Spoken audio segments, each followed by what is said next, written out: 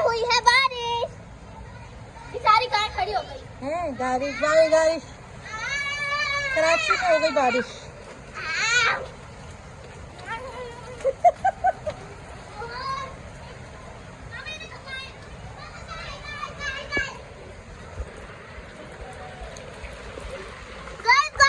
आपको पता था ना?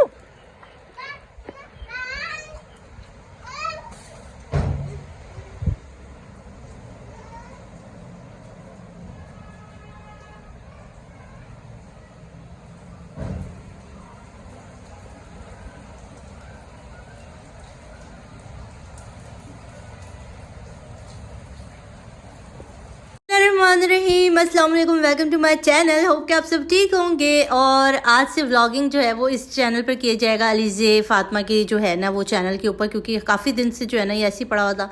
मैंने कहा चलो भाई यहाँ पर कर लेंगे। भाई ये बकरीद से एक दिन पहले की है, हम लोग गए थे GDC पे। वहाँ पर जो आए हुए थे कोई खूबसूरत किस्म के सिब्बी की 2 बैलें, उतनी हसीन यार, इतनी बड़ी बड़ी थी ना कि उनके आगे इंसान जो है ना वो बच्चे नज़र आ रहे थे। और आए हुए थे जी याक साहिबान। अच्छा ये इतने बड़े बड़े थे, मुझे एक बात जहन में आती थी कि इनको ज़िबा कौन करेगा, कौन होंगे जो इनको ज़िबा करेंगे, क्योंकि इतने खुशसैल किस्म के बैल थे कि इनके सर पे हाथ लगाओ तो डिशूं डिशूं करके मारने की तैयारी कर रहे थे। तो बड़े भी माशाल्लाह माशाल्लाह, फिर माशाल्लाह कह रही हूँ। अब तो शायद कट भी गए होंगे। आज मैं ईद के फर्स्ट डे पर जो है ना वो वीडियो जो है वो रिकॉर्ड कर रही हूँ। अच्छा भाई बहुत प्यारे जानवर थे।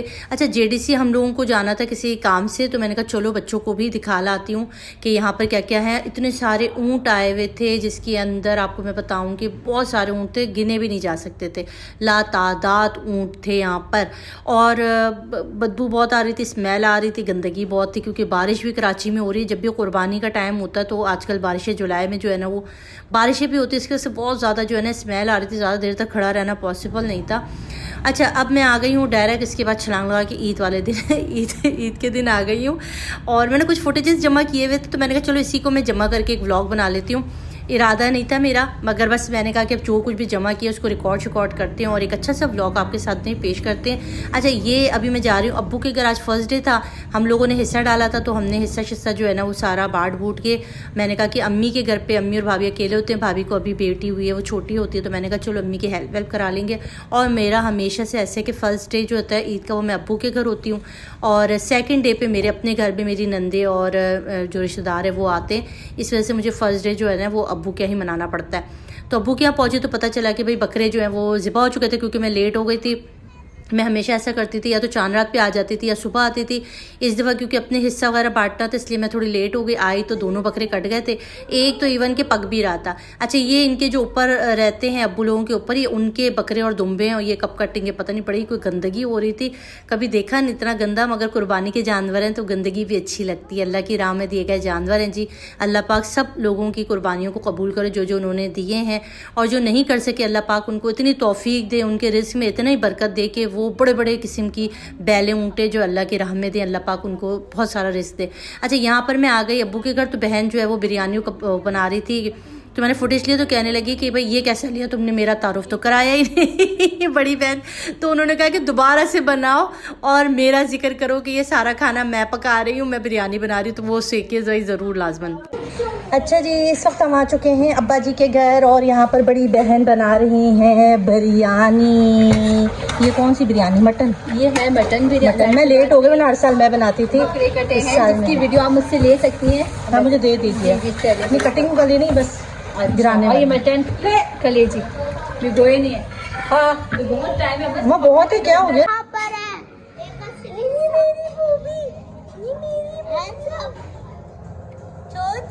वो देखो मम्मी को, देखो मम्मी कितना आराम कर रही है, देखो चूल्हे में।